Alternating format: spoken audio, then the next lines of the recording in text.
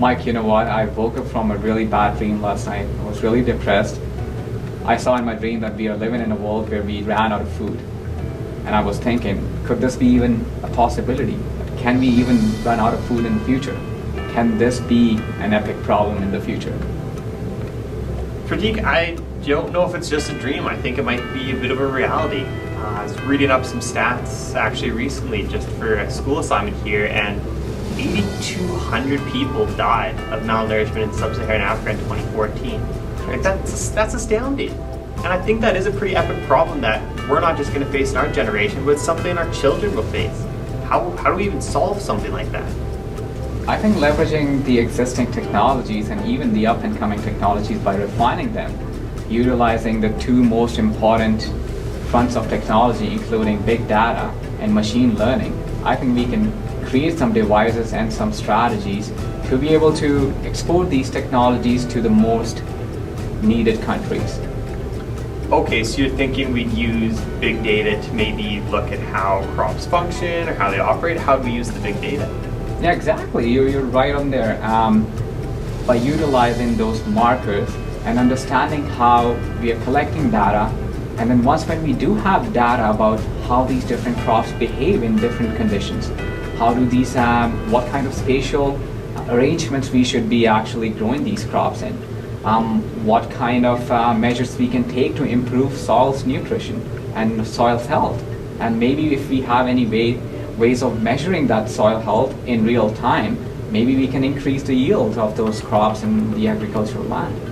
Okay, so we'll use the big data to increase the yield. We'll know how to plant more effectively, what seeds to use, better harvest times. Exactly. Okay, so then with machine learning then, or artificial intelligence, how do you think we'd use that on a crop? Now, since we do have available data to utilize, we could also create automated devices to actually grow food for us. We don't need real humans to be working on fields to be able to doing the whole hard work of planting the seeds in different arrangements.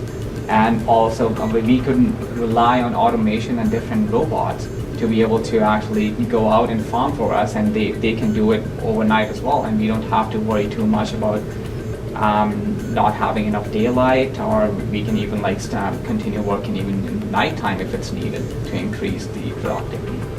Okay, so if we increase the productivity with autonomous machines or automatic harvesting, then maybe we can start to have farmers transition into more skilled labor. We start to bring up the third world economies, give them more skills training, more IT development, maybe something similar to what China did or what India is doing now. Do you think that would work? I think that would be a really good idea.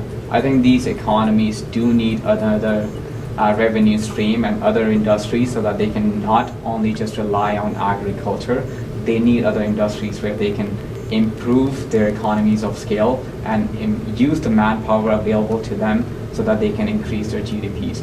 And I also believe that these countries do need to come on a collaborative platform where they can share these technologies on an open source, where I could envision a world where there are no patent reservations, where where technologies could be shared with each other without any economic benefit, and everyone is working in trust with the other person.